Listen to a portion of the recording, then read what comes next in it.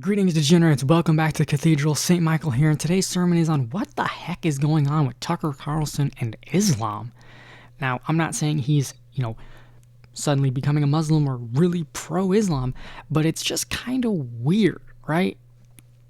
I've been seeing some clips of him, and, I'm kind of a fan. I liked what he had to say, especially when, back in the day, Sinatra Says used to have a show on Tuesday, Tucker Tuesday. He would play clips of Tucker, and it's, it was entertaining, and I liked what he was saying, but I don't know, man.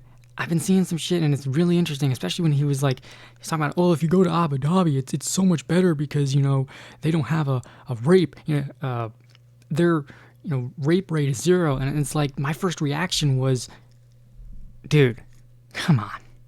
It's kind of easy to have a 0% rape rate when you don't count most things in your country as it. I mean, they have it in marriage. Women over there have basically nothing to say when it comes to that. And you need 3 male witnesses to prove the event even happened? Come on, dude. And as far as, future angry commentators going, well, why don't you go after Ben? See, this is clear. You're a shill. And it's like, I don't give a flying fuck, man. So to the future arbitrary commenter, I don't care. As far as I can see is this fight, and I said this on Twitter, between Tucker, Ben, Tim Pool, Candace Owens, and Nick Fuentes. As far as I am objectively seeing, this is nothing more than a bunch of self-righteous psychopaths that are all clawing and climbing over each other like this is some excerpt from Dante's Inferno in a ring of hell trying to grab Charlie's mic. They all want what he had, and what he had wasn't fame, wasn't power, wasn't influence to call the president and say, hey, I want this bill passed. No, what he had was genuine care and some authenticity. So that's what's kind of disgusting about all this. Every one of them is so obviously wanting to pick up the mic and be the next Charlie. They want to be his successor so bad. So I'm going to be taking a look at the entirety of Tucker's TPUSA AmFest speech. So this is going to be my longest video ever. So as such, I probably won't be doing a lot of edits and cutouts. Although there might be some jump cuts. I don't know. I may just upload the entire fucking thing. I don't know. But let's take a look at this because I have to see this in its, entirety and its proper context. I do have it at 1.5 speed, so it should still go by a little quicker. I never miss a Charlie Kirk event because I love Charlie Kirk. The more you tell the truth, the stronger you become. Telling the truth means the hardest truth of all, which is telling the truth about yourself. Anybody in sync ever say, you're fine with that. Just trip at these things. I just got here, and I feel like I missed the first part of the program. Hope I didn't miss anything meaningful. But I just want to say, I don't think I did. No, I'm just kidding. I watched it. I laughed. That was a slight dig at Ben Shapiro, who had his speech just before, which, man, the booking for that is not the best. I laughed, that kind of bitter, sardonic laugh that emerges from you when, Upside Down World arrives. When your dog starts doing your taxes and you're like, wait, it's not supposed to work this way. To hear calls for, deplatforming and denouncing people at a Charlie Kirk event, I'm like, what? This is hilarious. Yeah, this is hilarious. Actually, one of the clips I was listening to myself, thinking as I often do when I hear myself speak, which is never, because I never watch myself, but at these events I always play, the role of you. And I'm like, that guy is pompous. Woo! Sorry about that. We don't see ourselves clearly. I mean, you have to be a little bit pompous to do what he and, even YouTubers do. You got to have some kind of ego in order to get through to people. I'm the best one who's ever done this. No one's ever comparing. I'm the greatest YouTuber or, content creator ever. Listen to me and not others. But the prediction that, at some point when Republicans took power again, which I did everything I could, to help, and I really felt that was important. I still think, I was right. But I really thought that the impulse to deplatform people, or even to use the word platform as a verb, which it's not, it's a noun, don't steal my nouns, deplatform and denounce. Why haven't you denounced somebody else? The whole like Red Guard cultural revolution thing that we so hated and feared on the left that we did everything we could to usher in a new time. Okay, but here's the thing. The left was deplatforming people for jokes and deplatforming on false allegations. Now, I'm very much against deplatforming. I'm very much against the idea of less voice, obviously. I'm for more debate, not less. That's the entire really founding principle of Christianity and why it spread so quickly. That and the fact that the followers refuse to give up they refuse to give up on Christ even at the expense of their lives. But there's a difference between calling out your side and saying, well, that guy shouldn't be given a chance. No. And I also defended Tucker's absolute right, because it's his show, to have Fuentes on. He can have whoever he wants. It's just kind of disappointing when you don't push back, because even if Nick is just saying shit to get a reaction, which kind of would make him a grifter, you have to push on the idea of like, wait, whoa. You admire Stalin? Why do you admire Stalin? It's like, you gotta, actually go after the people who say crazy shit, regardless of if they're in your camp or in the enemy's. And I would argue that it's more important to go after your camp than the enemy's, because at least with the enemy, you know what you're getting. Why have friends or why have enemies when you have friends like these, kind of thing. Where you could have an actual debate. I mean, this kind of was the whole point of Charlie Kirk's public life. And I think that... And ultimately, what caused it. And now you have people saying, well, what does debate get us? Look at what happened to Charlie Kirk. That's not an excuse. I think that he died for it. I really believe that. And I know a lot about it because the last several months of Charlie's life were devoted in part to arguing about this event, in fact, this speech, in fact, my speech here, which he asked me to do earlier this summer, and was immediately put under just immense pressure from people who give money to Turning Point. I would assume good people, but who wanted him to take me off the roster. And this has all become public, and the whole thing is so sad that I never talk about it, except to say Charlie stood firm in his often stated and deeply held belief that people should be able to debate, and that if you have something valid... Absolutely. It's one of the reasons why I started this channel, because I was inspired by Charlie, and his death really affected me. So I picked up my own microphone and my own webcam and started doing this. To say, if you're telling the truth, you ought to be able to explain it calmly and in detail to people who don't agree with you, and that you shouldn't immediately resort to shut up racist. Okay, absolutely. Yeah, because if you really think your idea, and this is why censorship and deplatforming and whatever word you want to use is so antithetical to, as I said, Christendom and the West as a whole, obviously, is because if you don't think your ideas are better, then you're going to shut down everyone else's so that no one else has a shot.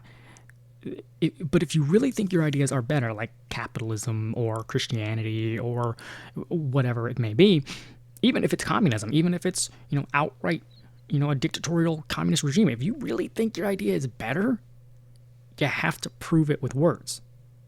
And that's, as I said, that's what truly conquered the Roman Empire. It wasn't a sword, it wasn't an army, it was words and truth. You shouldn't immediately go to motive. By the way, shut up racist is the number one reason I voted for Donald Trump. And because I'm just sick of it. I mean, first of all, if I was a racist, if I was a bigot, I would just say so. Okay, it's America. You're allowed to be whatever kind of person you want. I'm not. I'm sincerely opposed. I don't know if that's necessarily true. Not necessarily saying that Tucker would hide his racism. It's just, I don't think a lot of people are that, happy to say that they are what they are. Unless they're in a certain group. And I mean, as you see on Twitter, it's just a fucking cesspit of retards who are cosplaying as goose steppers because they think it's based. Those have always been and will always be. But the style of debate where you prevent the other side from talking or being heard because you immediately go to motive, well, I wonder why you're asking that question. I wonder why. Why are you asking that question? I detect in the question a certain evil in your soul. And everyone listening should know that listening to you implicates them. And that they someday may be asked to denounce you. And that friendship is not a reason to defend someone. Love is no defense. I kind of thought we'd reach the end of that. And as far as I'm concerned, we have. And I'm not going to play by those rules. I'm not going to engage in that. Well, the reality is both sides are going to do that because both sides are made of people, and people are stupid. I again, I think you should call people out, and I think if you're arguing in poor faith, you should be like, hey, why are you asking that question? That's such a poor faith argument. Like, you should. That's not saying that, oh, you're asking me this question, you're clearly an ist or a phobe or whatever. No. But there are questions that are clearly asking bad faith. And as a Christian who's had to deal with many questions from atheists going, well, what about this or what about that? Well, the Bible. What do you have to say about the Bible's condoning of slavery or the God's genocidal tyranny? And it's like, shut up! I'm not even bothering with you. You're not worth my time. If someone doesn't like what I think, fine with me, as long as I get to express it. That's my view. But since we're on the topic, I think I should take the opportunity to explain why Charlie was under all this pressure, and I think Erica, who I just saw backstage, and whom I love, and who I can tell you was totally committed to continuing the core principle of Charlie's public life, which is the right of every person to express what he believes. That is rooted in Christian faith. We believe people should be able to say what they think because... And that actually is a very cool little tack on from Tucker. It is a Christian thing. You do not get the founding principles of the West and of the United States without Christianity. The idea of, I should be able to speak truth. I should be able to defend myself. I should be able to not, have a government that can just barge in my door and say, well, you did this thing and we have no proof, but we're going to say you did that thing, and, the court of public opinion will believe it. As they have souls.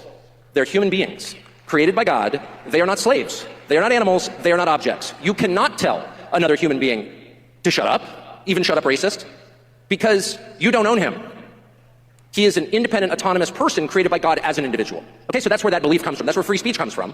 And that is also why there's no such thing as race-based collective guilt, why it doesn't matter. Like, oh, your ancestors did this. I don't care what my ancestors did, okay? I don't. They did great things, they did terrible things. I am not doing either of those things, and I am not them. So, fuck off. And yet, those same people, as I've said, they want to claim, oh, I don't have to pay reparations.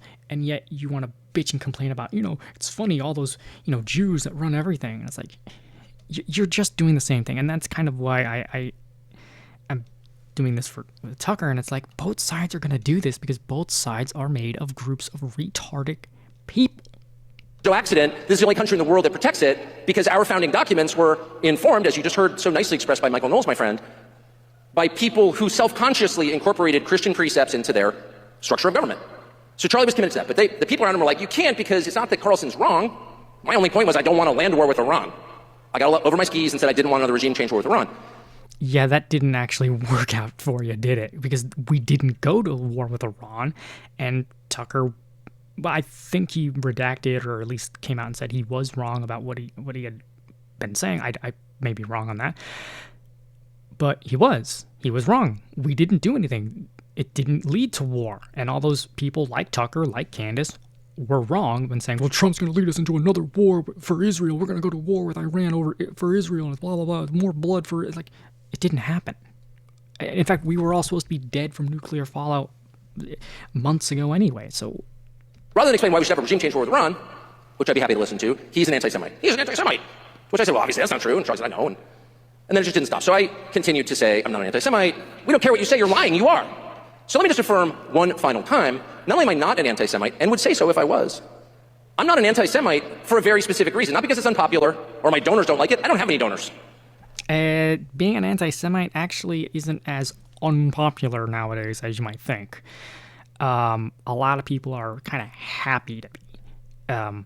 Which is why there's this problem I have with Tucker right now. He's like, why are you so weirdly, and I could be wrong, why are you so weirdly buddy-buddy with Islam? It's like Islam just committed a true anti-Semitic attack in Australia and around the world, but the major one right now is the Australian Bondi Beach massacre. It's like Islam and communism, two sides of mankind's greatest evils, government and religion. Government tyranny and religious zealotism, let me be clear. They work together hand in hand because they don't like Christians and Jews. They don't like God. They are anti-Christ-like. I'm not an anti-Semite because anti-Semitism is immoral. And that's going to piss a lot of people off because, yes, it is. And I hope he says this, but it's immoral to hate anyone based on something they didn't pick. This is why I don't like the idea of white pride or white guilt. I think both are equally cringe and retarded, because if you have pride in something, and again, pride is a sin. It's one thing to have, a sense of accomplishment or a sense of blessing. Like, I'm blessed to be in America. I'm blessed to be in the family I am. I'm blessed to be able to speak my mind to tens of people that watch this channel. By the way, I finally hit 100. Thank you all. And seriously, but a pride in something that you didn't build is just cringe, and guilt in something you didn't build is equal. I don't like that. I think it's both stupid. It's like, why would you have pride in the amount of pigmentation you have? You didn't make yourself darker or lighter. It's just a circumstance of environment. My religion. It is immoral to hate people for how they were born. Period. But that is not a limited principle. That is a universal principle. It applies to every human being on planet Earth. You are prohibited by my religion, which is Christianity, from hating people for how they were born. Because God created them with his spark in his image. Because they have souls. You can disagree with them. That's what created in his image means. It's not what you look like. It's, internal, the spirit. Hate their ideas. You may even find yourself, and I do, I'll confess it, hating them for a moment.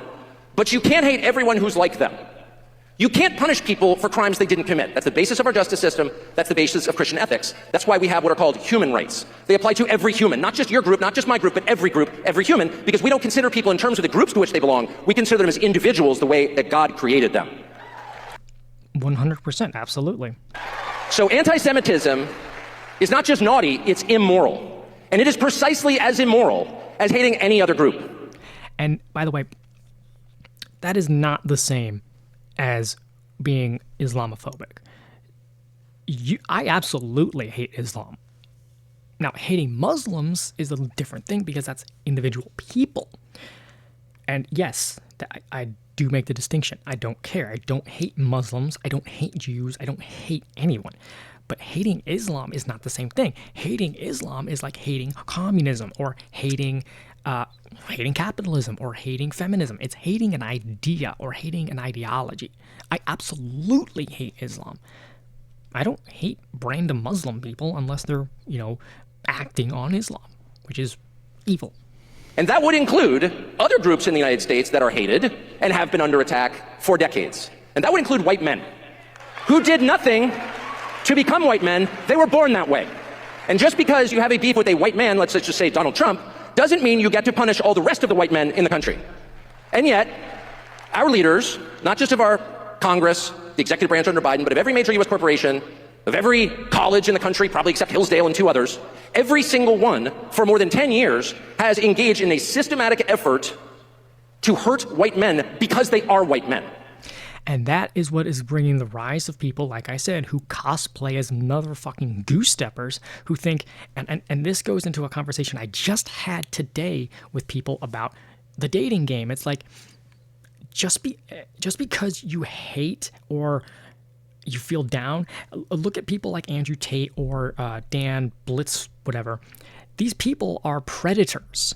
People like Nick Fuentes, they're nothing but predators. They are preying on the depression and the black pill nihilism of young men, and they're telling them, well, the solution is to just be as hateful. The solution is, well, women hate you because you're not doing enough, so you should hate them. And you know what? If they're going to treat you like a piggy bank, you should treat them like a fleshlight. And it's like, no, that's not the answer. It's not the answer. And people are like, well, what about all these, porn stars and OnlyFans models? It's all garbage because women are whores. And it's like, okay, let's look at this from a basic economic standpoint.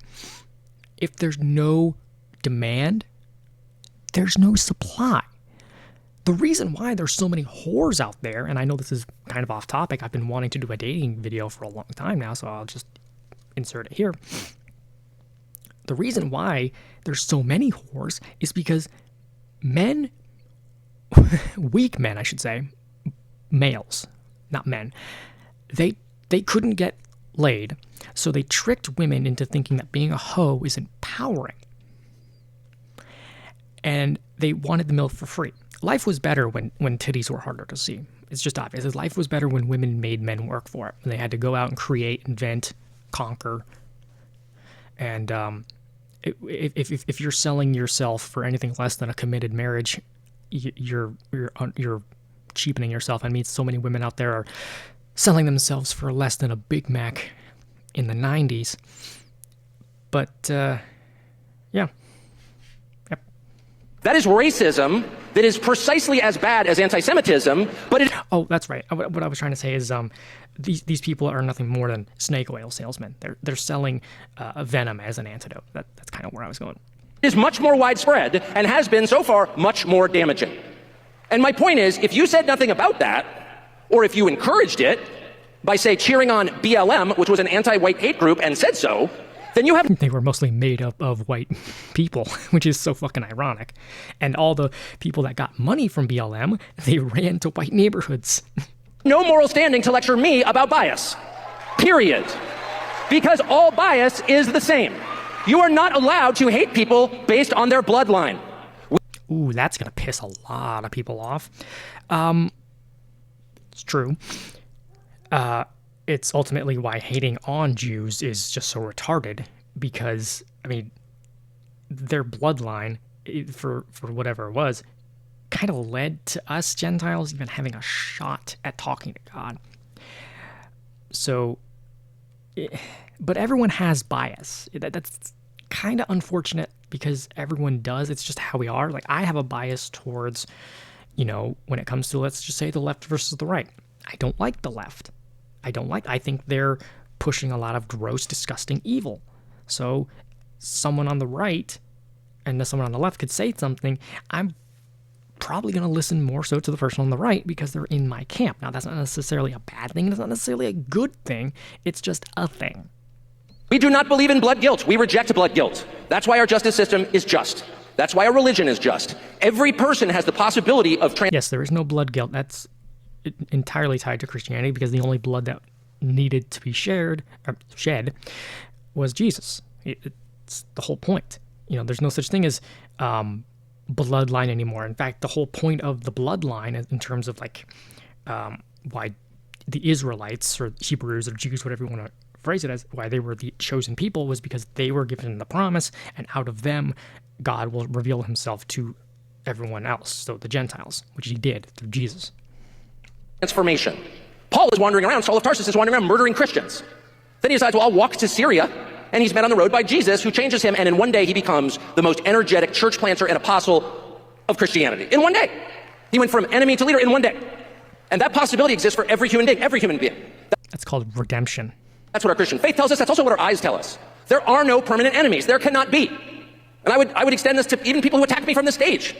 They say, if we agree on something, I'm happy to be friends with you. You may have been mean to me one day. Well, I was mean to you too. That's all right. There is always the possibility that we can recognize we have more in common than divides us and come back together. There are no permanent enemies. There is no such thing as blood guilt, and collective punishment in this country, in the Middle East, anywhere on the planet is totally immoral. And if you want to know... Now, if you're solely talking about the idea of Arabs, I 100% agree with you. Again, there's a difference between Arab and Muslim. In fact, many Arabs are Christian. There's a lot of Christians that are Arab, many of which were former Muslims that had this vision or dream, and they're like, oh shit, I'm not doing this anymore. They literally saw Jesus and wept in their dream. So yeah, absolutely, Arab and Muslim are not synonymous with each other. Just because you're bloodline or you're ethnically Jewish doesn't mean you could be a Jew. I mean, look at Bernie Sanders. There's no way he's going to temple every Sunday. And many ethnic Jews become Christians themselves after reading the New Testament. Because unfortunately, so many Jewish people, they don't read. And this is probably because of they don't want to side with people that have hurt them. And that's horrible. So they kind of stay away from Christians and almost are antagonistic because of the bullshit lie that, Jews killed Christians. Or, Jews killed Jesus. And it's like, no, because his followers were Jews. But, so there's that. There's the distinction between, what your blood is and what you believe. What makes America exceptional is that idea, and it's our job to defend it.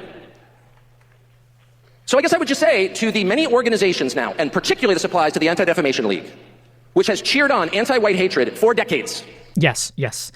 And that's unbelievably stupid. That entire organization needs to be shut down. And everyone's like, well, you're just being an anti-Semite, or you're just attacking this, or you're a shield first. It's like, no, see, the ADL or APAC, the reality is they don't actually care about Jews or Israel. They're just using that as a platform because they can. It's like the left and blacks, right? They don't give a fuck about blacks. They just know they can sell guilt about slavery in this country, whereas they can't sell it in the Middle East, where it really could and should be, because they still have slavery over there and in Africa.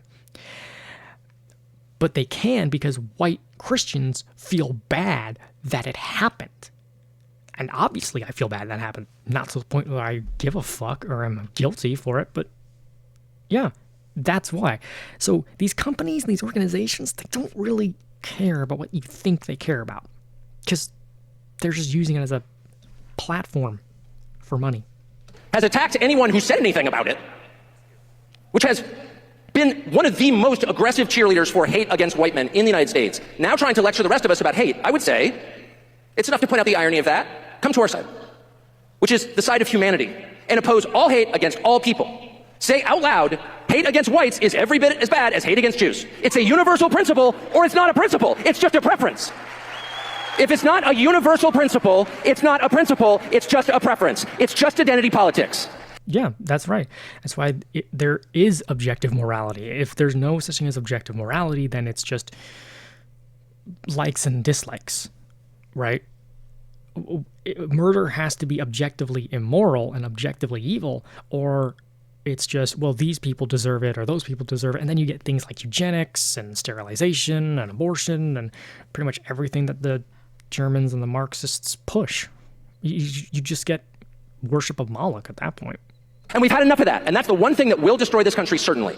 The only thing that will save it is the understanding that principles upon which America was founded apply to every single human being always. So I just want to say that.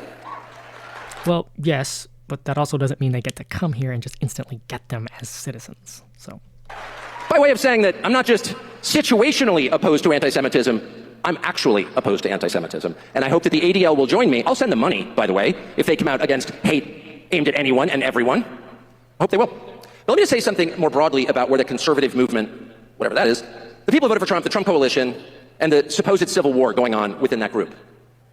I don't think it's real. I think it's fake. I think it's totally fake. I don't think, and I've had cause. I think it's very much propped up. I think people like, again, Fuentes, who are so much a fucking obvious plant, it's insane.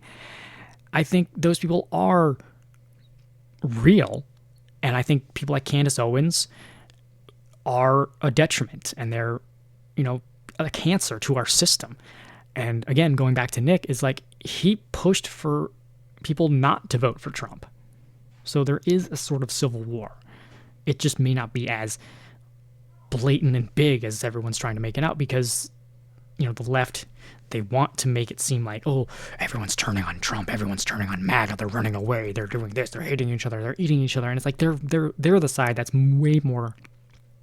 way quicker to jump on the self-eating Ouroboros than the right. Because, well, the right is welcoming, the left isn't. They're very, very much exclusive. To think a lot about this, because I've been unwittingly involved in the proxy war. There are two things going on here, and I'm not guessing. One is jockeying for position post-Trump. So Trump created this amazing coalition, bringing in people who had never voted Republican before but were very enthusiastic about him. And that coalition... Yeah, that's how you end up with Candace Owens. She had a doxing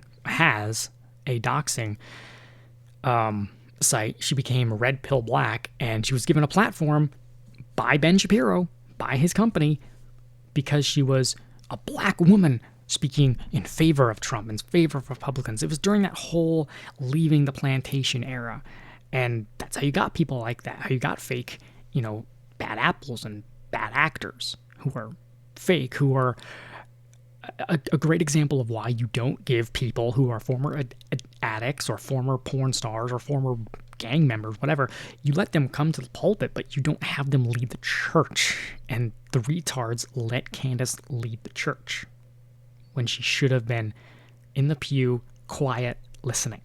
And took over the most powerful government in the history of the world. So there's a lot at stake here. And so the question becomes, who gets to run it after? Who gets the machinery when the president exits the scene?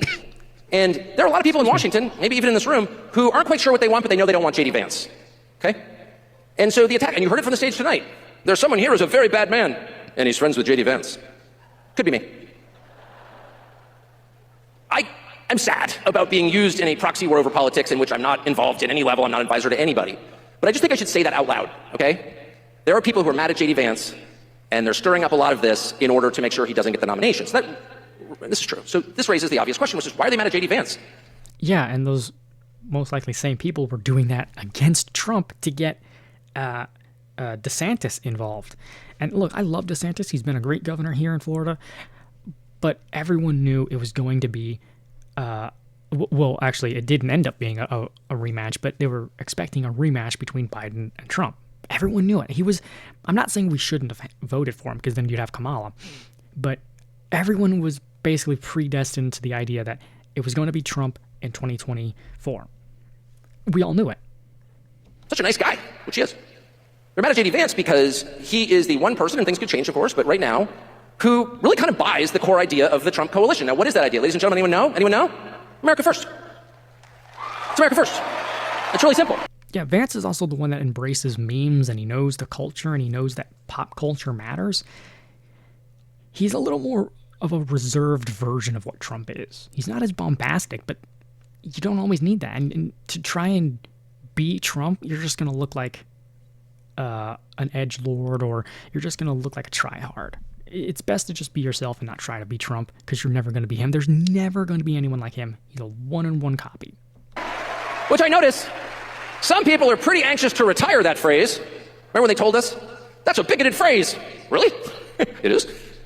And then they just decide to ignore it in favor of MAGA, Make America Great Again, which I'm obviously for. But how do you make America great again? By putting America first. Now, what does that mean? I'll be more precise. It's not a complicated concept. It's a really simple concept. The U.S. government, the largest organization in human history with the most well-funded military in history, ought to, in all the decisions it makes, put the interests of American citizens first.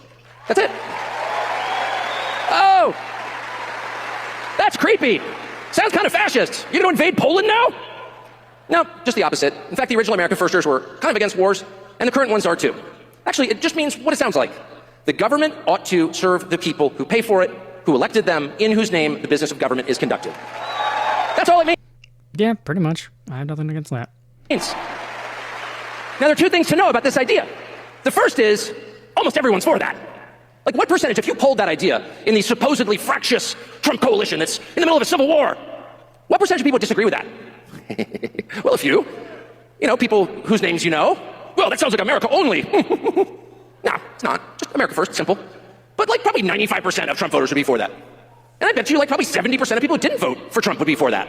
And if you calm down and explain it to them, probably like 90%. Why?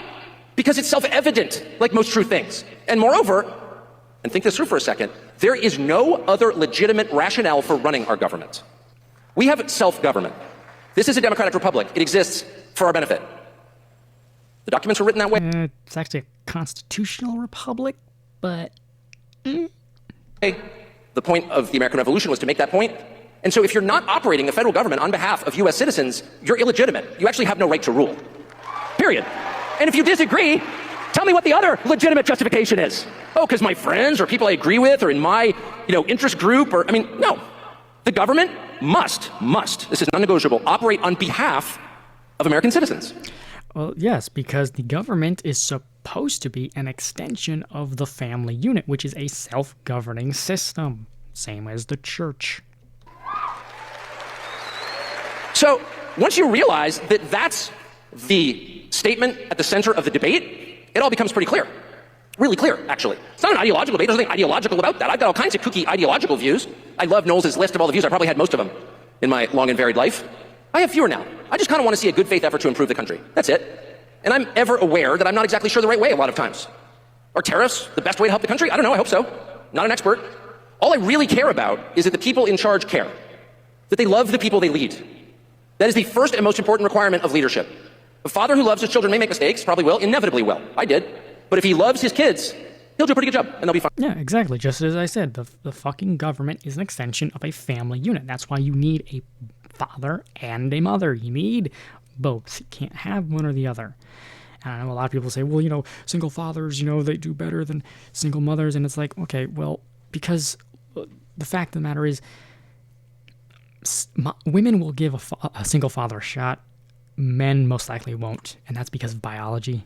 Because women will see, oh, he has a baby who needs care and love, and he doesn't have a mother in its life, and and they'll ooh and ah, whereas men will see a kid of another dad, another man, and be like, ew, that's not my genetics, that's gross. And that's what disgusts me, is because men who want to bitch about the fatherlessness epidemic in this country, but then don't want to fucking do anything about it. And I get it. There's a lot of trailer and ghetto trash out there. But as someone who, was in that situation, I was the kid, I'm very fucking blessed that I had someone who wasn't like those guys.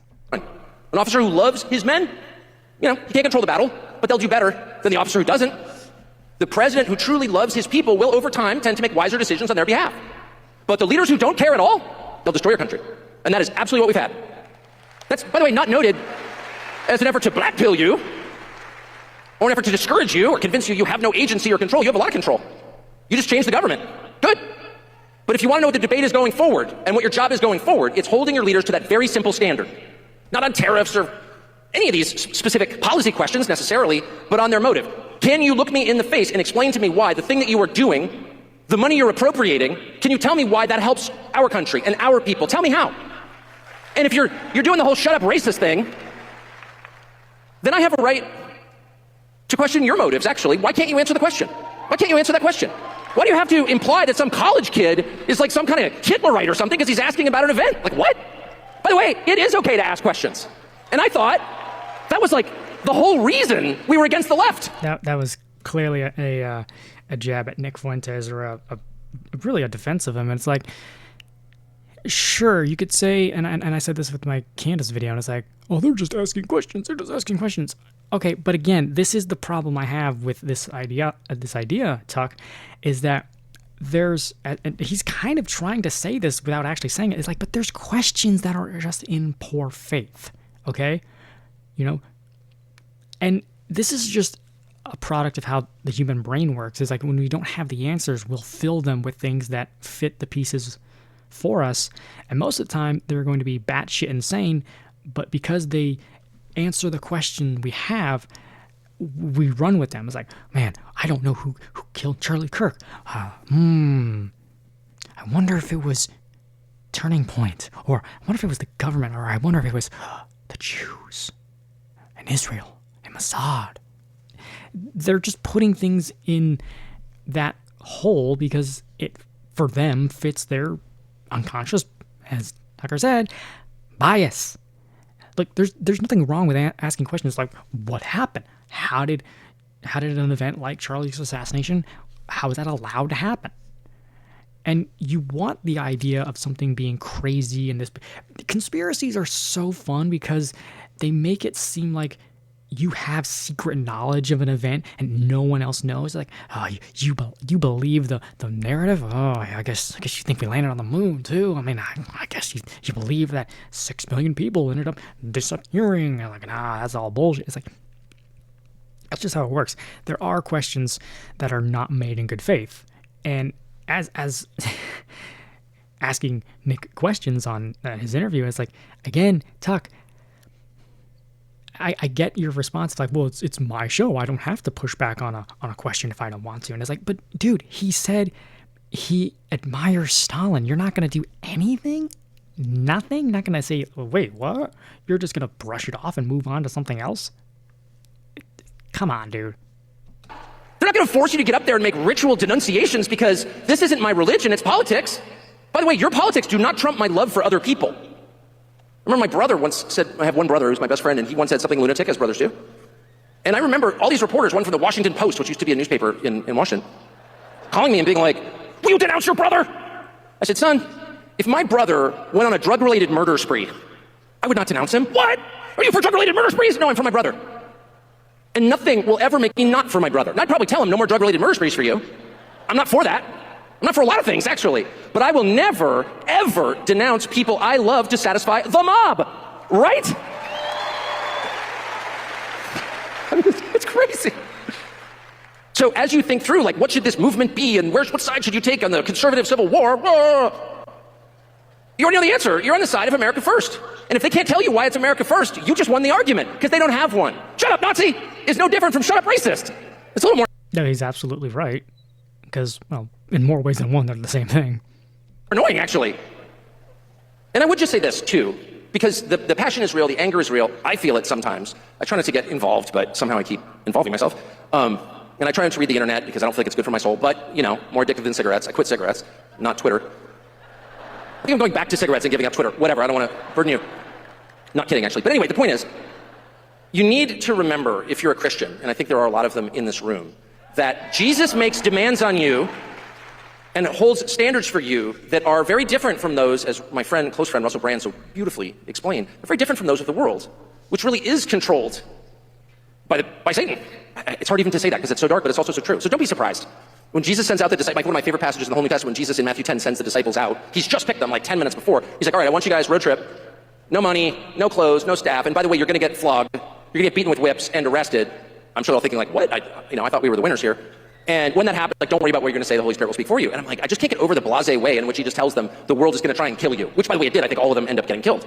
And that's just the baseline. We're promised. Yeah, all but one, actually. John ended up dying of a natural cause. And there was actually two passages in this where the first time, yes, Jesus sends them out with no money or anything. And he's like, you'll be taken care of, right? People will come and help you. I will make sure of it. And basically he was just saying that shit's going to happen. You know, you're going to be hated. You're going to be, called all kinds of things in my name, but I got your back. He then sends them out again and says, well, last time I didn't send you out with anything. This time you need a sword, because this time when they come at us, we're going to have to defend ourselves. Because it's going to be worse. That it's a fact. You get up and give a speech about Jesus, you talk about Jesus, you try to live out his commands, you're going to get attacked. Okay, we know that. Don't whine. That's just because people don't like truth. People would rather have a sweet-tasting lie than a bitter truth. The pitfall, here's the trap, is becoming hateful yourself. And I sincerely believe that this is a spiritual battle. And I'm not saying everyone who disagrees with me is on the side of evil. I don't think that. I think I'm often wrong. I know that I am. But I do think that fundamentally, this is light versus darkness. I do. And darkness is characterized by rage and division and chaos and confusion. And light is God is characterized by the opposite of those things. And I've noticed this. There are attempts to make people hateful. One of the reasons people scream insults in your face is to provoke a reaction from you and make you hate them. That's a bully mentality. That's absolutely what it is. Ultimately, that's the founding principle of socialism, where socialism can't lift people up like capitalism can. Marxism, socialism, it only brings you down. It's crab in the bucket. Exactly, really. It's just how crabs work. They want you to hate them. They want you to become what they call you. Why? Because evil feeds on hate. That's why. Well, that's actually how the entire essence of the Joker, especially in the movie The Dark Knight, he was trying to get Harvey Dent, Batman, Gordon, he was trying to get all of them on his level to see how everything is nihilist, everything is black pill, everything is hopeless, and we should just burn it all because nothing's going to help. Nothing matters. So don't participate in that. And the way that I try to keep myself from becoming what they say I am is by remembering that I am on the most basic level no better than my persecutors.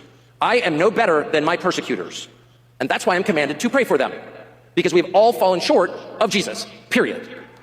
And I'm reminded of that every day in the structure of the Lord's Prayer, where we first are told by Jesus to ask for forgiveness for our sins before we start diagnosing the plank in our neighbor's, or in the speck in our neighbor's side. The whole thing begins with, I'm a pompous douchebag, I'll admit it. That's essential. It's essential. We are called to be righteous, but not self-righteous. And we're also called, and I have to say... And that's kind of the whole point of this civil war. I feel as a bunch of them are just a bunch of self-righteous a-holes who want to be the new face of the movement. this before opening it up to your hostile questions. We should also be very on guard against people who try to leverage the word of God, the words of Jesus, for political ends. That is a dangerous thing to do. I don't want to do that. Well, that's committing evil in God's name. That's breaking a commandment. A very big one, actually. Thou shalt not take the Lord's thy God's name in vain. And I attempt every time, this is all sort of new to me. I'm so obviously not a great Christian that it's not like a lot of people are going to be like, oh, I want to be like him. But there are people, particularly Christian ministers, I have noticed, who are preaching a political message and pretending that it's the gospel. So let me just say, and I think my theology is right, I'm hardly a theologian, God is not on any country's side. Certain countries can decide to be on God's side, and that is true for people too, okay? God doesn't have a partisan affiliation, he doesn't have a nationality, and if someone is telling you otherwise, that is just not true. I mean, that's gonna piss people off, and he's got a point, certainly. Now, obviously, Israel, the country, not just the people, because going back to the whole bloodline thing, does still play a role, especially if you read the last book. That's kind of where a lot of people don't understand. Is like, there is no bloodline way to Christ anymore. There's no bloodline way to God anymore, because the only blood that matters is the one that stained the cross 2,000 years ago. And again, this is why I say so many people are like, well, the Jews aren't the chosen people anymore because that doesn't matter. And it's like, well, to be a Jew or to be an Israelite no longer means blood. It means, the Holy Spirit. I will baptize you not in, he will come to baptize you not in water but in the Holy Spirit, as John said just before even meeting Jesus. Talking about his own cousin. That must be a fascinating thing to think about. But, and again, so many people that want to bitch about, well, the Jews aren't the chosen people and there's no such thing, and like the Christians are the new Israel, and it's like, then they go on and on and on about this whole race shit, and it's like, oh, Europeans are better, Europeans are this. It's like, shut the fuck up. It's like you're doing the same thing. Just stop it. It is not true. And I would also call your attention to the very obvious prohibitions in the New Testament against killing the innocent. We are not, as Christians, allowed to kill the innocent. Period. We are not. And you see elaborate arguments on behalf of doing so or ignoring it. Oh, that always happens in war. Well, you're right. One of the reasons I'm not that into wars. But when it does happen, unavoidably, we have to say that's wrong. We have to say that. We have to acknowledge that was wrong. And I'm sorry for the extent to which I participated in it. Forgive me. Because killing people who committed no crime is immoral. It will always be immoral. And people who do it will be punished for it. And nations that endorse it will be punished for it. That's a fact. And you are seeing now a very intense effort to convince you otherwise. Oh, it's fine. They deserved it. Really, do their children deserve it? If a man commits a crime, do we kill his kids? I don't care if it's in Minneapolis or Gaza City. No, we don't. And if we do accidentally, we say, I am so sorry that we murdered someone who did nothing wrong, because it is murder. And to see Christians... Yes. And yeah, look, the point of this is right. But there's also the point of, well, considering what he's talking about and what he's alluding to is obvious, the whole Gaza-Israel thing. I'm not saying Israel is innocent. I'm not saying they don't have blood on their hands. I'm not saying that, war happens, so who cares? But you also got to realize, fucking Hamas is not telling the goddamn truth. They're putting death tags on people and claiming they're one thing when they're actually the other. So many so-called children and women death tags are being placed on male combatants. And I'm not saying this as an excuse, but it's a fact. Hamas and their ilk are happy to use child soldiers and child fucking shields. Okay? So when you have a nation that will not shut the fuck up and stop bombing your ass, and does Israel have a play in this for wanting us to intervene? Sure, because they know we're the fucking biggest dog on the yard. So they know they want us on their side to help them end this, and I'm not saying we should. But when you have a country that won't adhere to ceasefire ever, they keep launching rockets, they keep bombing you, what are you supposed to do? What are you supposed to do? You can't fire back because they have their missile silos or whatever else in hospitals and schools. What are you supposed to... Tell me what you're supposed to do. Because, I don't know, do you not bomb them? Do you just let them attack you? Do you let the bully keep punching you in the face? Like, what do you do? Seriously. Because again, I'm not saying we should suicidally defend Israel at all costs. I'm not saying we should send them money on a blank check, obviously. But what do we do? Pastors make excuses for that is one of the most, and that's not a partisan question. That is not a political question. That is the only question that matters. Do we have the right to murder people? And the resounding answer that Christianity provides us is no. I don't get into the whole debate, I didn't even know the terms, dispensationalist, or whatever, replacement. I'm an Episcopalian, okay? I don't enter these debates, or was. My theology is super simple. I like the Beatitudes. Read them yesterday. I actually think, was it Michael reading them, some of them here? I think any honest person, says it's the essence of the Christian faith. And killing tens of thousands of children, and then making excuses for it on behalf of a foreign government is not in there. It's antithetical to that. Sorry. It doesn't make me a hater, it makes me the opponent of hate.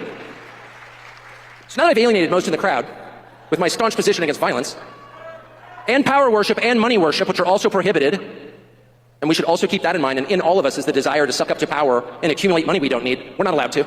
Sorry. Anyway, now that I made everyone mad, are there any questions that I can answer? Yes. Shout it, baby, I'll hear it. Okay. We've got questions. Well, hold on one sec. I just called this lady up front.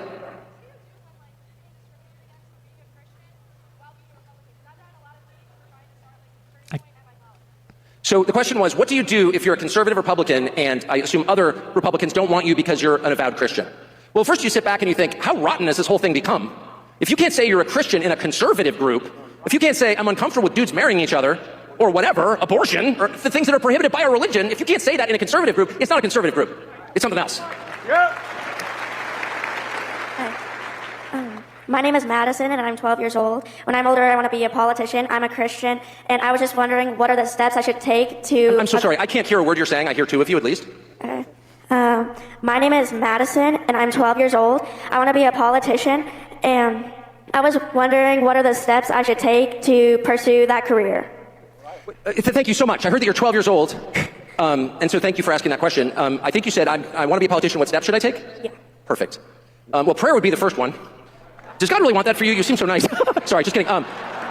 I do think that we are entering into, obviously, a volatile period. Like, there's a lot going on. I can't even keep track of it, and that's my job. But I also feel like people who are telling the truth or trying, that's kind of the best you can do is try. I said something yesterday in public that was totally wrong. Completely wrong. And I hate doing that, but it was sincere. I thought it was right. I said, whatever, I'm sorry. I feel like people who try to tell the truth are rewarded for it because there have been too many lies. So my bottom line advice, I could give you other dumb advice, but my only real advice is just tell the truth always. And if you lose, that's okay.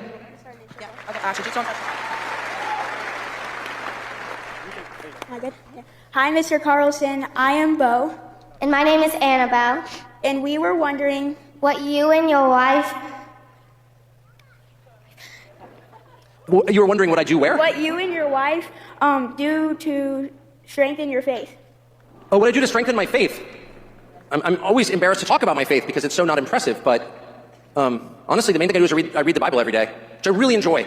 And I read a version of it called the NLT. And I'm not, fluent in Aramaic or Greek or Hebrew, so I can't tell you that it's the best, but it has the clearest English. And as a writer and editor, I just love clear English, and I just think it's amazing. And it's just opened up all this stuff that I thought was opaque. And I wake up every morning really early, and I drink coffee with my dogs, and I read it by myself. And then my wife comes down, and we talk about it. That's kind of it, but I love it. Yeah, and we do.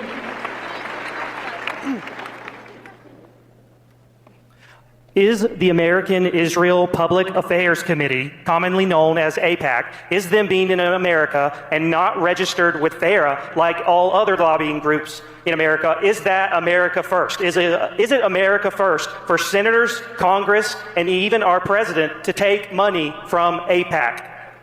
Is it America first to take money from a foreign lobby so you'll send taxpayer dollars to that country? Even the question kind of answers itself. Obviously it isn't. And that's not an attack on it. No, it's not. And that's a serious topic. That's a serious thing. And unfortunately, as I said, legit criticisms always get flooded with both sides screaming at each other. It's like there are legitimate things to think about when it comes to our relationship with Israel.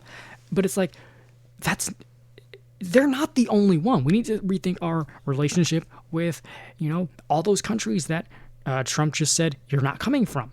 You don't get to come from countries in the Middle East or in Africa. Fine. You don't get to come from places like China or India or these socialist fucking hellholes like the Scandinavians. It doesn't matter. It's like if you're not going to come here and value the American principles, it doesn't matter what you look like. And we do need to reevaluate our relationship with a lot of countries. Israel is one of them. Israel is certainly not anti-Semitism, despite the efforts of many to claim that it is. It's just an obvious statement. And the fact that people are attacked for asking the question, this is something that I talked to Charlie a lot about in his final months, because he was being attacked as an anti-Semite for asking that question. And we've memory hold that, but I was there, so I saw it. That's not the right way. Don't attack people's motives. And I have a lot to attack people's motives. I'm trying to remind myself, don't do that. Respond to what they're saying, right? And so, no, of course it's not. And it's totally fine to ask about why a foreign government tried to sink one of our ships in 1967. That doesn't make you an anti-Semite, sorry. Those are Americans who died. And by the way, yeah, whatever. Anyway, but the point is, no, of course not. And that's why they won't have the conversation. And my point is, I'm 56, my kids are grown. I'm just not afraid of you at all. I don't hate you or anyone else. I love this country. I'm gonna be here till I die. I have an absolute God-given right to ask these questions. And I'm gonna keep doing that, period. And you can shoot me or put me in jail, but the questions won't go away.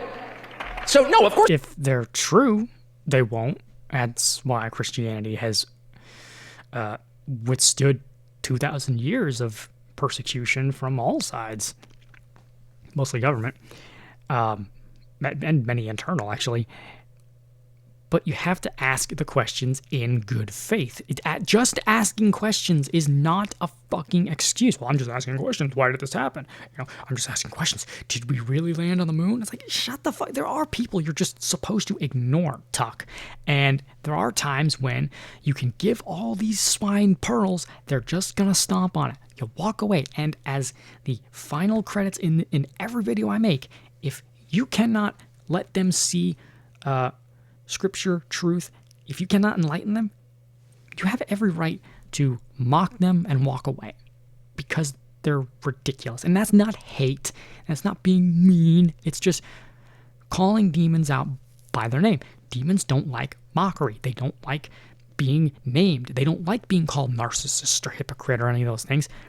And it's like, well, the left doesn't care about all that shit. The left doesn't. It doesn't matter. What matters is you're saying it. You have to call them that because they don't like it. They think that it doesn't matter. They think that the left doesn't care about being a hypocrite, or they think the left doesn't care about all these things. They do, which is why they hid it for so long. They don't have to hide it so much anymore, is because it's just become a little more accepted, a little more, of an open secret. And they tried and failed. COVID was a massive thing, especially in the movie industry, pushing propaganda. And they realized, they aren't as popular as they think they are. It's not. And that's why they respond with rage and shame, because you caught them doing something they can't defend. Duh. That's how a child behaves. That's why, again, you have to call them out by their name. Hey, Tucker. How you doing? Thanks for taking questions. My name is Michael Lasher, and I've come here from Munich, Germany, to introduce you and others to my book, The Same Boat, A Guide to Heal the Divide. And it addresses the Cold Civil War that's got us so split, and the goal of it is actually to shift the symmetry of the bell curve distribution of the political spectrum from what we had at the end of the 2024 election, 52% Trump, 48% Kamala Harris, when everybody in this room thinks it should have been at least 75-25. So we have a cold civil war going on, and I want to ask you what you think we should be doing to try to solve it. I'll tell you. I created this communications tool to help bridge the divide, to argue our case for those with whom we can no longer have rational political discussion. It's a variation of what I said before, but I couldn't mean it more fervently. Orient the Republican Party around the single most popular and true message ever articulated by an American politician, which is put your own country first. That's why Trump got elected. In 2016, that's why he's president now. America first. And don't think of everything in narrow partisan terms. That's a trap. Most people agree with that. Most Americans have more in common with each other than they... Oh, this is the clip I've been seeing a lot of, and this is the part really kind of been wanting to really go into. Disagree on. And almost everybody agrees on that. And almost everybody is willing to tolerate a good faith argument about how to get there. See, this is the point. Tuck is like, well, I'm just asking questions. Yes, if you're asking them in good faith, if you're not asking a question in good faith, if you're asking just as a straw man gotcha, I don't have to care what you have to say. It's one of the things, and this is one of the few things I do actually kind of admire, and I hate to say this, about Fuentes, but it's not exclusive to him, where it's like, well, you're just going to sit there and call me this, you're going to sit there and call me that, you're just going to ignore what I'm saying and just label names, because that's all they have. That's because they don't have any, truth, or they don't have any faith in their argument. It's why debate is so important. Like, if you, as I said, if you really think your ideas are the best, you can argue them honestly, slowly, calmly, and, with hopefully articulation. But if you're just going to use buzzwords, and I see this all the time, and people get mad at me on Twitter, it's like, well, you're just name calling, you're just doing this, you're just being mean. It's like, I don't, because you didn't come at me in faith, you just labeled buzzwords. And the reality is both sides are happy to shoot buzzwords, whereas one side's shooting Nazi, the other side's shooting Jew. And it's like, I've been called both. I've been called a Nazi, I've been called a goy. And it's like, you're utterly pathetic. You're being the thing you claim you're against. You're a hypocrite. And that's a demon. I will call you out no matter where you are. Except a few, and they're the ones running around calling everyone an anti-Semite. But everyone else is like, yeah, of course, that should be the debate. And they'll vote for you. They want that because they know they haven't had that. That's the fact. And what you're watching now, attacking millions of Americans because they're Muslims, it's disgusting. And I'm a Christian. I'm not a Muslim. I know there's a lot of effort to claim I'm a secret jihadi. I'm not. You should not attack people on those grounds, and you're seeing it from Republicans. What the hell are you doing? What you're doing is trying to divide the country, and I've lived through 50 years of this crap. All these fake race wars that they're always promoting. This is not a race war, Tucker. Islam is not a race. No one's saying we should go after Arabs. Okay, there are dumb people who don't see the difference, between Arab and Muslim, but that's just the dumb people. Arab is a race. Muslim is not. Islam, I'm sorry, is not compatible with the West. And I said, here's my presidential pitch. I'm too young to run, but here's my presidential pitch. You, as a Muslim who is coming from a nation that is still allowed to come here, you have three options. One, you don't come at all. You stay over there in your horrifically backwards, pedophile, warmonger, worshiping society, and you leave us alone. You become secular, which means you're basically just a Muslim in name only. You may not eat bacon. You may pray on a rug 5 times a day. You may turn yourself to Mecca. You may do all those things, and you just basically live as an atheist, essentially, that calls themselves Muslim. Like the reality is, that's what most Jews in this country are. They're not actually Jewish. They're just placating to their ethnicity. Because do you honestly think that Seth Rogen or Chuck Schumer or Feinstein or Bernie Sanders, do you think any of these are actually Jews? Do you think that and that's the problem? Is like these retards don't make the distinction between ethnic Jew and religious Jew. And it's like, well, Karl Marx was a Jew. It's like, yeah, but he fucking hated religion. He fucking hated Jews. He called one a Jewish neighbor. I don't want to say that word. I can't say that word on YouTube. He hated Jews. He hated religion. He was very much anti-religion. So there's the distinction in that. And I make the distinction that I don't hate Arabs. I don't hate Muslims. I hate Islam. That's the key part. And the other option for Muslims is that you become Christian and you become part of this country. Because Jesus Christ founded this country. Jesus Christ founded the West. It was a Jew that the religious leaders and the Roman officers killed. That was the founder of this country. Not some white dude from Europe. Oh, go hate each other while we loot the treasury. That's exactly what's going on. And most people are totally sick of that. So yes, there is a possibility for a huge coalition of decent people once they free their minds from the traps set for them by others and realize, wait a second, we all want to make this country better. And the 15% or 30% who don't, okay, good luck in Maryland or wherever you wind up. But the rest of us would like to fix it. Tucker. Tucker. My name's Harrison Tinsley. I'm a single dad in California. Didn't get to meet him until he was 15 months old just because I'm conservative. One half custody. His mom tried to trans him. Long story short, I have full custody now, and it's a dream come true. Thank you. But it's a miracle, and praise God, because I know so many dads that all have zero custody because of this. So Marjorie Taylor Greene's bill, Protect Children Innocence Act, just passed the House. Can we pass it in the Senate and finally end this gender insanity, mutilating, hurting kids? And will you Sorry, the interview last me? part, pull your face back from the microphone so I can hear you. And will you interview me? Am I going to interview detransitioned people? Is that the question? No, me as a dad. And can we finally stop the mutilation of children with Marjorie Taylor Greene's bill? Okay, I'm just going to say, when I was a child, we did a lot of bird hunting, and my father would always say, my brother and me, he'd say, Pop, everyone wears earplugs, and he would just say, pull the filter off your Marlboro and stick it in your opposite ear. And that's actually, at 56, made it really hard for me to hear microphone questions. So you asked, and I'll just answer this and stop. You asked about Marjorie Taylor Greene's bill to ban the mutilation of children, which for some reason seems to have a lot of trouble getting through the House of Representatives, which is controlled by Republicans. And if there's ever a... Actually, Tuck, that's not quite true, because I'd say, 4 Republicans didn't vote for it? So that's not true, Tuck. It didn't have trouble because of Republicans. It had trouble because a large amount of the Democrats didn't vote for it. In fact, I think it was all Democrats but 3, and all Republicans except 4 voted for it. So that's not entirely true. It passed because of the Republicans having the majority, not in spite of it. Clearer example of whose side they're on. I can't think of it. Because at least on some of the foreign policy stuff, they can tell you, no, we have to be at war with Russia because Putin's bad. He's just bad. He's bad. Okay, got it. We have to kill all the kids in Gaza because otherwise the Gazans will come here and kill us. Okay. Okay, Putin is not to be trusted. This is basically nothing more than another pseudo fucking World War II where you have Russia as the commies and there's legitimate Nazis in Ukraine. No one wants to talk about that. But I don't think we should be involved, obviously. I don't. God, I'm starting to sound like Tucker. Ugh. No, I don't think we should be involved in that. And I think it's obvious that, it's because of money. And again, I'm not saying we should be bombing kids in Gaza either.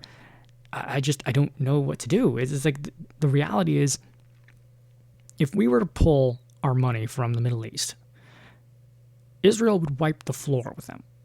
Even without us. They would wipe the floor with everyone. They did it to establish themselves, essentially, or at least solidify themselves, in 7 days. Well, 6, actually. And I find that really funny. 6 days? 6 days. No one sees any biblical connection to that? Now, you can say whatever you want about Israel, but I think that's kind of funny. The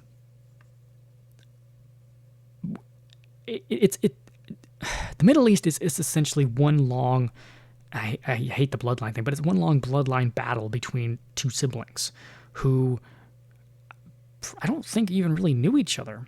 Isaac and Ishmael. The Arabs and Islam, and Muhammad specifically, are the descendants of Ishmael, Abraham's first son, his illegitimate son because he couldn't wait, and neither could Sarah. And Isaac, who is Jewish and Christian descendants or ancestor. He's the ancestor to Jesus himself. So that's what ultimately this is. And I think, honestly, just let them do it. Let whatever happens happen. And it's so funny that these people who push the idea of might makes right, and it's like, okay, fine, but then that means that Israel's gonna fucking do what it does because it has the might and thus the right to do it. It's like, oh no, I can't have that. Can't have that. It's like, well, what do you want then? What is your solution? The potential excuse for allowing the sexual mutilation of children. At that point, I'm like, I don't want to question people's motives, but I'm starting to wonder. And I do think it just gets back to, you have to demand more from your members of Congress, from your leaders more broadly. You're not allowed to sell us out again, because if you keep doing that, people get radical and hateful. And then they get desperate because they realize their vote doesn't matter. And that's when things start to go sideways in a way that... And there it is, Tuck. That's why people are turning to guys like Andrew Tate for sex advice or relationship advice, and Nick Fuentes or Candace Owens. They're so scared, and they're feeding into snake oil salesmen who are peddling more venom disguising it as a cure for the ailment, and it's not. It's just more of a disease, and that's the problem with that's the problem with communism and the communist revolutions all over the world.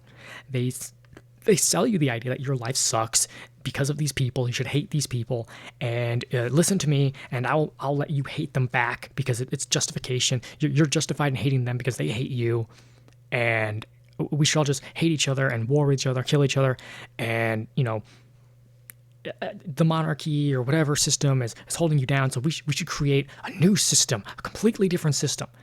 And then you just get, Animal Farm, where the communists are nothing more than monarchy people with little care or even less care for their people than the monarchists have. And I don't care. He's like, oh, monarchy, the king actually cares about his people.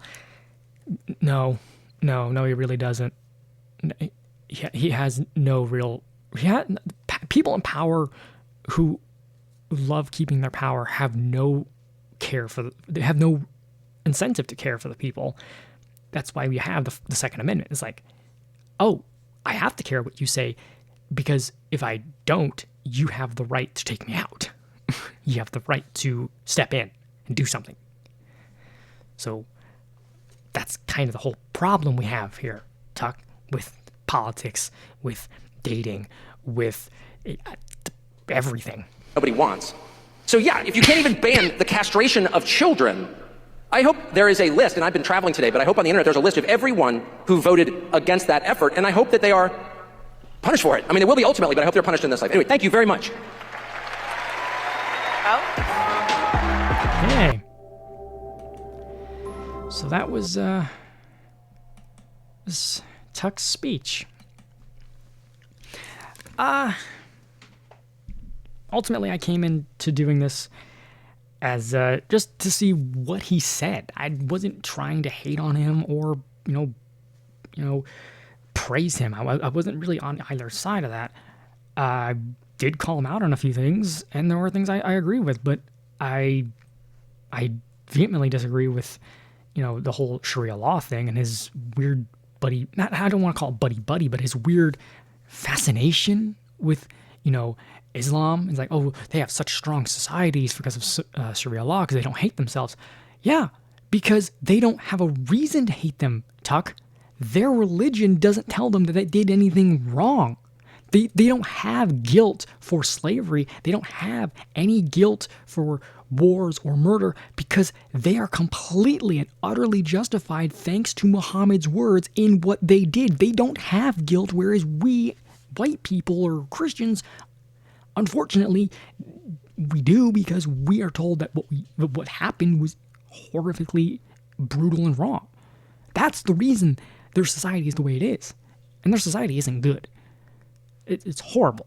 It treats women like breeding cows and kids like shields. So that's the reason. That's the reason why the left can't sell guilt over to the Middle East. That and the fact that they're all buddy-buddy because they're Marxist. They love working with Islam. Again, that's what Hitler did. He loved Islam. It was strong. It was powerful. It was might makes right. But anyway. So that was his speech. That was my thoughts on it. It's an incredibly long-ass video. So if you stuck around, thanks. And, tell me what you think. Leave a like. Leave a comment, subscribe, and remember, God bless, and may demons fear when you wake in the morning.